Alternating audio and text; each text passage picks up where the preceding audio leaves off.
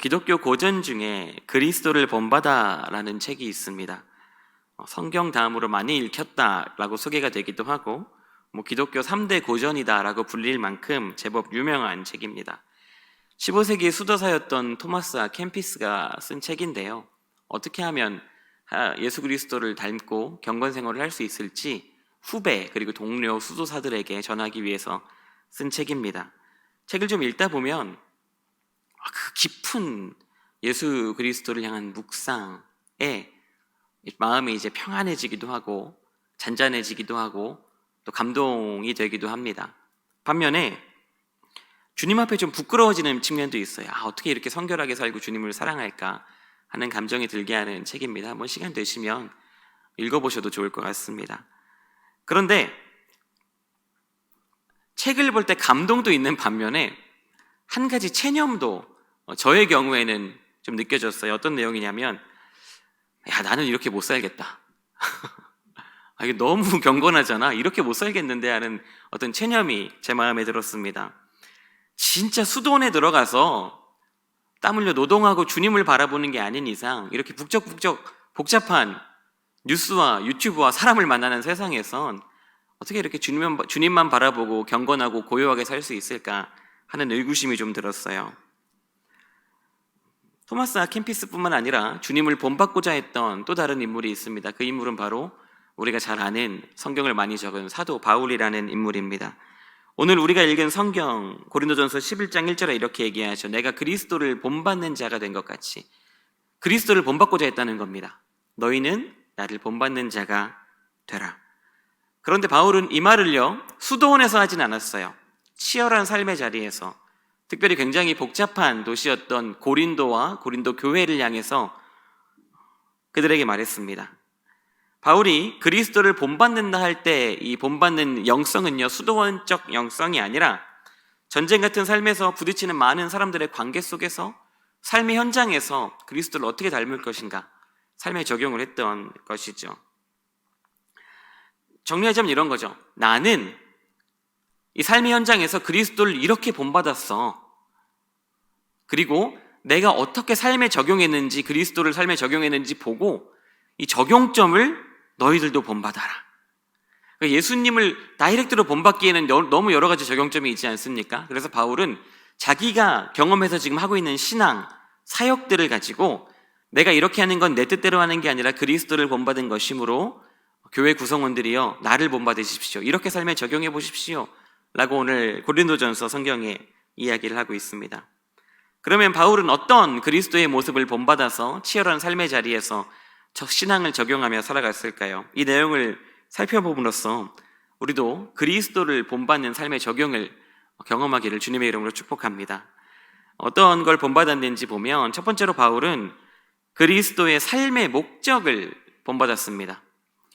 고린도전서 6장 13절 말씀에 보면 이렇게 나와 있습니다. 음식은 배를 위하여 있고 배는 음식을 위하여 있으나 하나님은 이것저것을 다 패하시리라. 몸은 음란을 위하여 있지 않고 오직 주를 위하여 있으며 주는 몸을 위하여 계시느니라.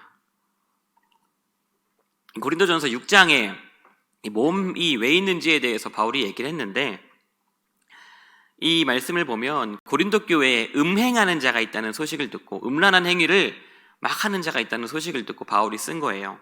몸은 음란을 위해서 있는 것이 아니다. 몸은 오직 주님을 위해 있는 것이다. 몸은 어떤 정욕이나 즐거움이나 쾌락 같은 것을 추구하기 위해서 이 몸이 존재하는 것이 아니라 우리 몸은 주를 위해 있는 것이다. 아멘입니까?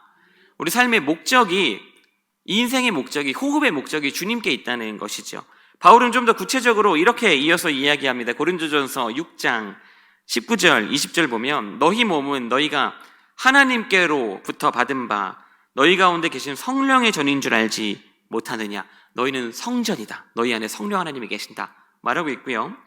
너희는 너희 자신의 것이 아니라 값으로 산 것이 되었으니 너희의 소유는 너희가 아니라 하나님이 예수 그리스도의 피값 주고 사신 것이다. 너희 마음대로 살 수 있는 것이 너희 육체가 아니다 라고 명시하고 있는 것이죠.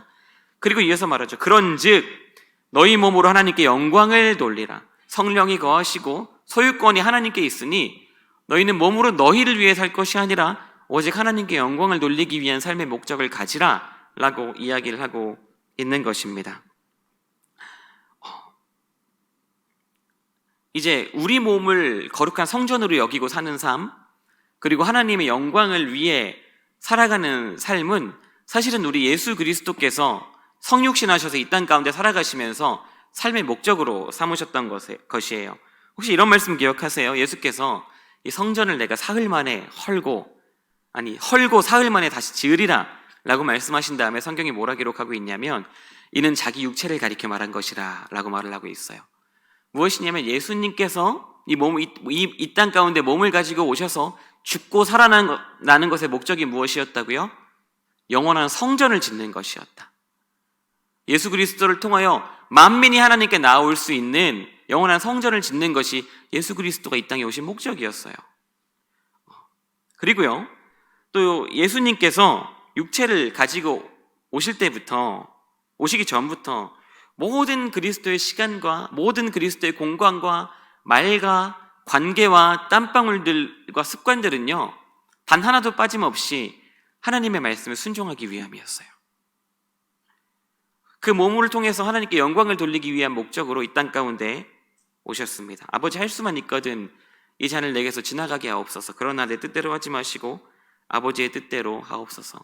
예수님께서는요, 피 한 방울, 호흡 한 모금도 자기를 위해서 사신 것이 아니라 그 아들을 이 땅에 보내신 아버지 하나님을 위하여 사셨습니다. 그렇게 순종하며 사는 것이 예수 그리스도의 삶의 목적이었단 말이죠. 자, 그리스도를 본받는다는 것은 무엇일까요? 이 그리스도의 삶의 목적을 본받는 것이에요. 내가 성전이구나. 내 몸을 거룩하게 관리하며 하나님께 예배와 찬송과 합당한 하나님과의 교제로 나아가야지. 거기에 우리 시간과 에너지를 쏟는 것이 우리가 목적대로 살아가는 것입니다. 내가 육체 가운데 사는 것은 나의 즐거움이나 나의 안락이나 내가 하고 싶은 것을 위하여 사는 것이 아니구나. 이 몸으로 하나님께 영광을 돌리는 것만이 존재의 목적이구나 라고 이 목적을 잘 설정하는 것이 그리스도를 본받는 것이에요. 제 아내가 가끔 막 짜증을 내고 막 짜증을 계속 내서 저를 좀 힘들게 할 때가 있어요. 처음에는 제가 잘 몰랐습니다. 왜 짜증을 내는 건지, 뭐 때문에 나를 이렇게 힘들게 하는 건지 잘 몰랐어요. 그래서 짜증을 받다가 제 한계치가 오면 같이 짜증을 내가지고 서로 토라지는 일이 종종 있었습니다. 그러나 이제 저도 연차가 조금씩 차가면서 좀 알았어요.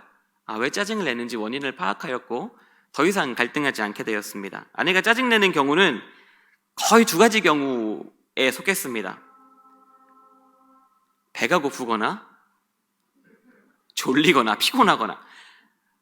저한테 불만이 있는 게 아니고 그냥 본인이 배고프거나 피곤하니까 막 짜증을 내는 것이었어요.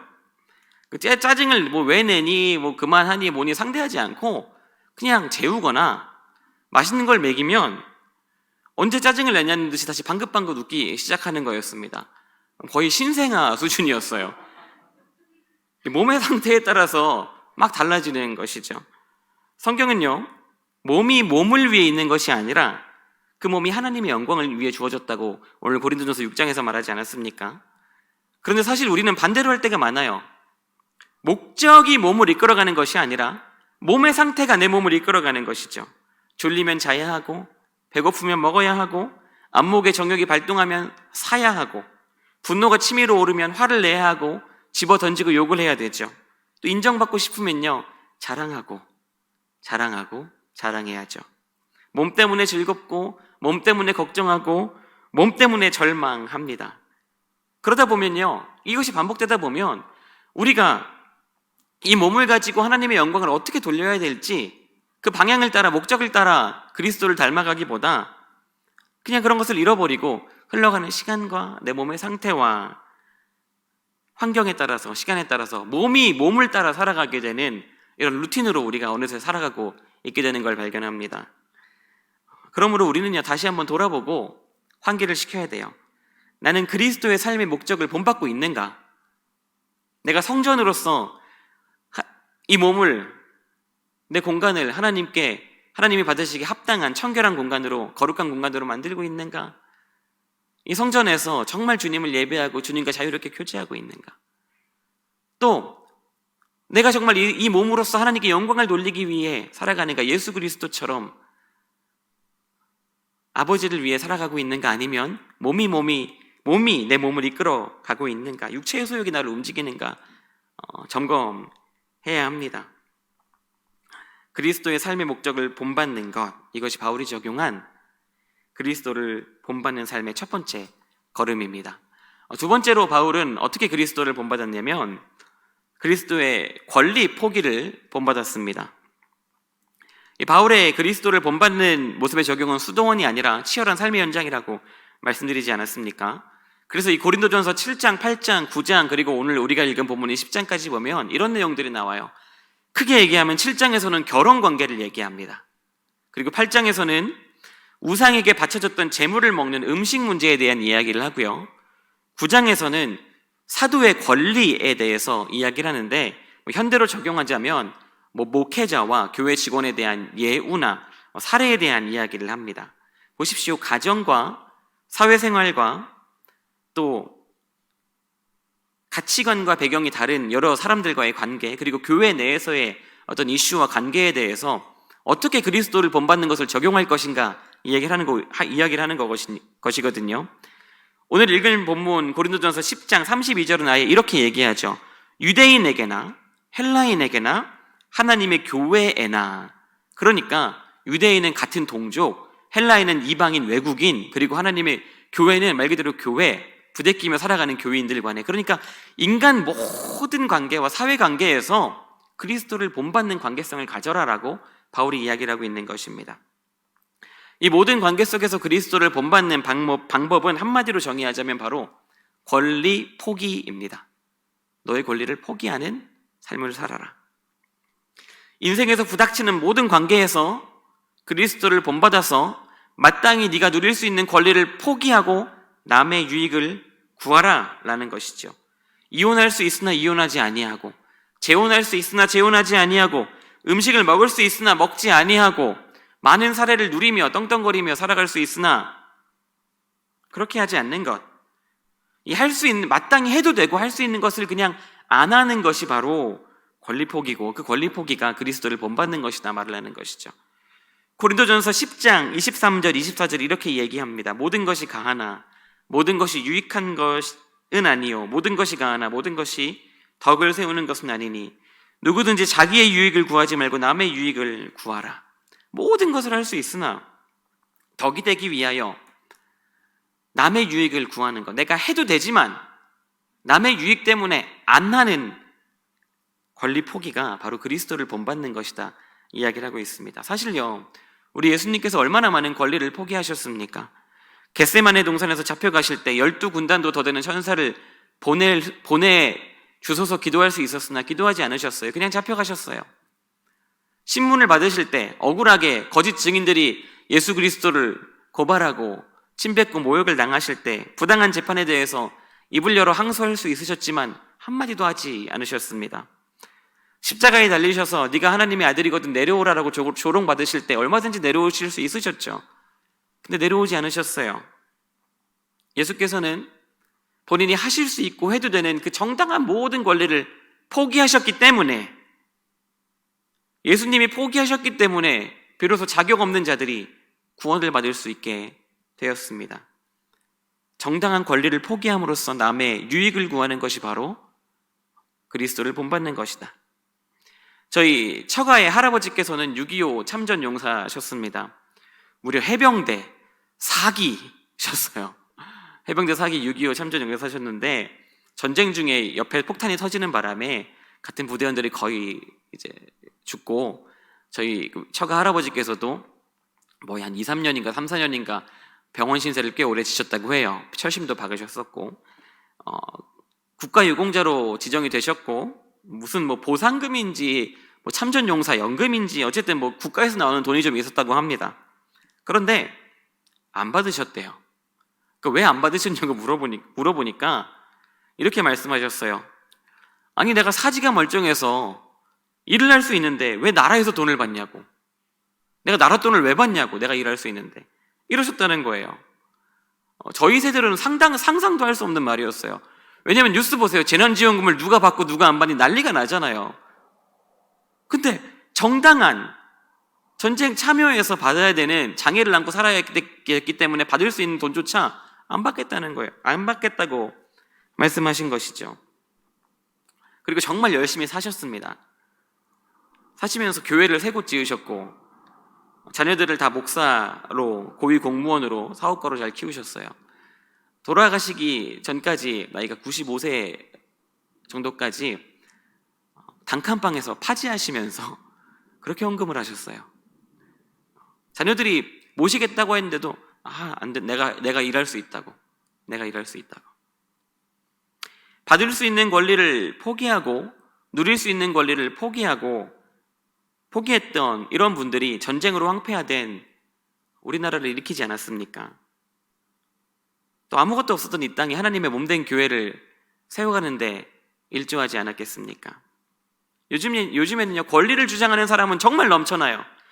재난지원금 받을 권리, 차별을 받지 않을 권리, 일조량을 침해받지 않을 권리, 조용한 생활을 할 수 있는 권리, 그래서 예전에 한창 코로나 전에 초등학교에서 운동회도 잘 못했잖아요. 시끄럽다고 민원이 하도 들어와가지고. 투명하게 모든 정보를 공개받을 권리, 좋은 거예요. 정당한 권리는 존중을 받아야 됩니다. 그동안 부당하게 침해받았던 권리들이 있다면 지켜져야 돼요. 그러나 자발적으로 나의 권리를 포기하는, 그래서 남의 유익을 먼저 구하는 성숙한 태도 없이 어떻게 이 나라가 발전할 수 있고 사회가 세워져 갈 수 있고 교회가 하나가 되며 교회가 교회되어질 수 있겠습니까? 사회에서나 교회에서나 가정에서나 권리는 존중받아야 돼요. 부당하게 침해당하는 것은, 권리를 부당하게 침해하는 것은 결코 하나님께서 기뻐하지 않으신다고 저는 믿습니다. 그러나 자발적 권리 포기는 하나님께서 더 기뻐하시는 거예요. 예수님께서는요, 그 모든 권리를 포기함으로써 그의 백성들을 구원하셨습니다. 내가 그리스도를 본받기 위하여 권리를 포기하는 것은 하나님께서 받으시는 것이고 예수님을 닮는 것입니다. 가정에서, 사회관계에서, 교회에서 남의 유익을 구하십시오.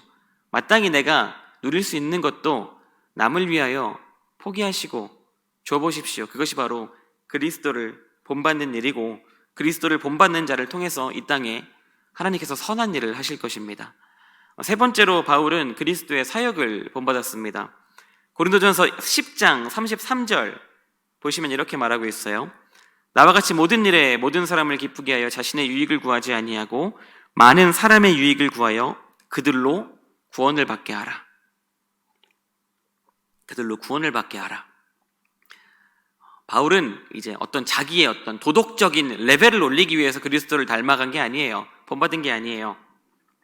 예수 그리스도의 사역에 동참하기 위해서, 영혼 구원 사역에 함께 뛰어들기 위해서 그리스도를 본받아 갔습니다. 주님을 본받아서 이웃과의 관계에서 나의 권리를 포기하고 남의 유익을 구하기 시작하면 그 자체가, 그런 삶이 영혼을 구원하는 복음의 통로가 됩니다. 사실 우리가 한 영혼 전도하는 것이 그냥 말 한마디로 되는 것이 아니라 오늘 얼마나 기약 없는 인내와 기도와 또 설득과 또 이렇게 선물을 주고 또 희생하고 배려하고 관심을 가질 때, 그러고 은혜를 주셔야 겨우겨우 한 영혼이 교회로 나와서 복음을 받아들이고 주님의 자녀가 되지 않습니까? 우리는 이미 그것을 많이 봤어요. 경험을 통해서 알고 있죠. 우리가 그리스도를 본받아서 내 권리를 포기하는 것이 구원의 통로 역할을 한다. 그러니까 우리는 나 때문만이 아니라 다른 사람을 위해서라도 주님을 계속 본받는 것을 멈추지 말아야 하는 것입니다.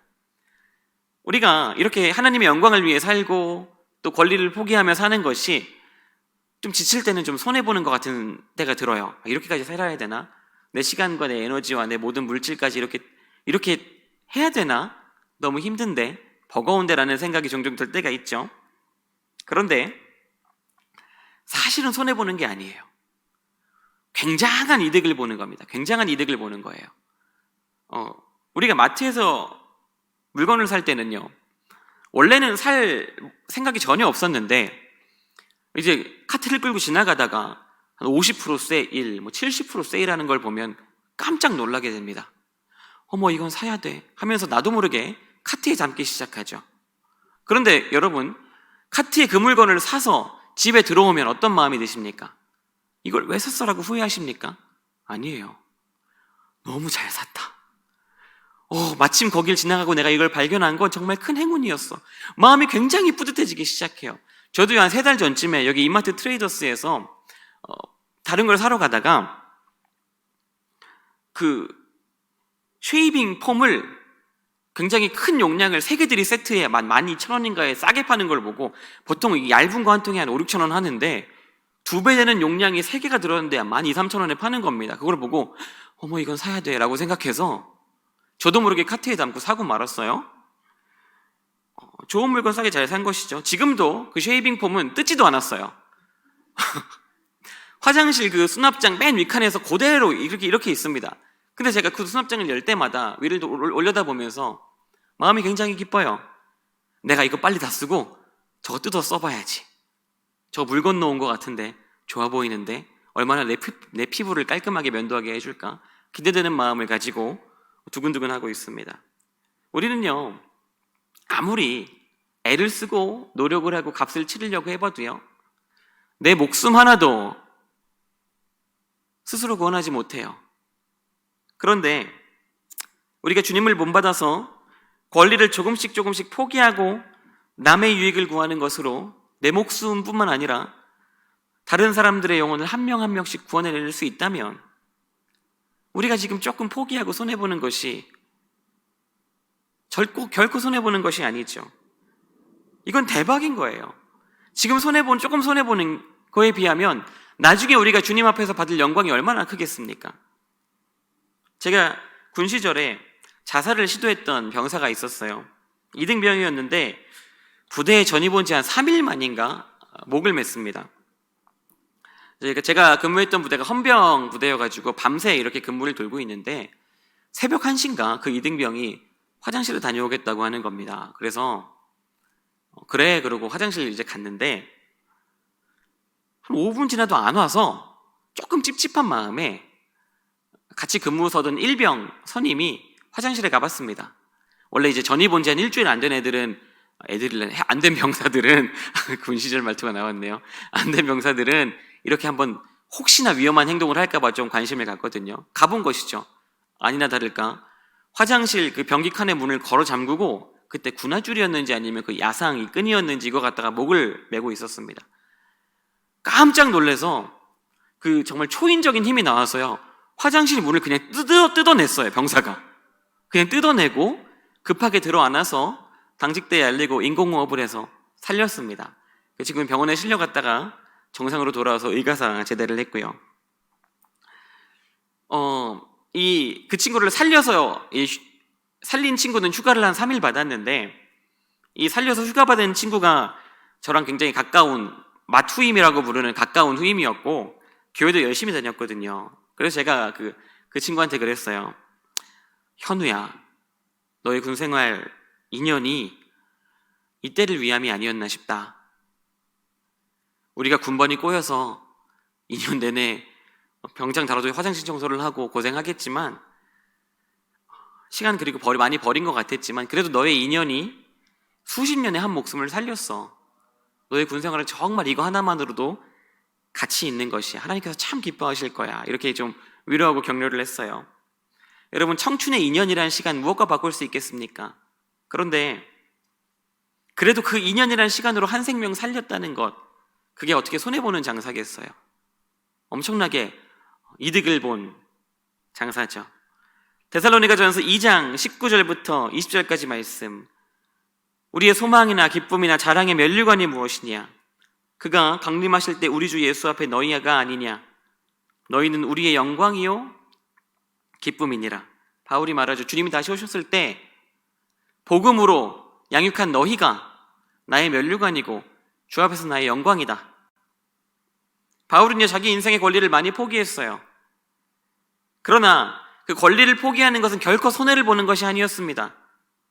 주님 앞에서 바울이 자랑하고 내보일 면류관이 얼마나 많겠습니까? 주님 다시 오시면요.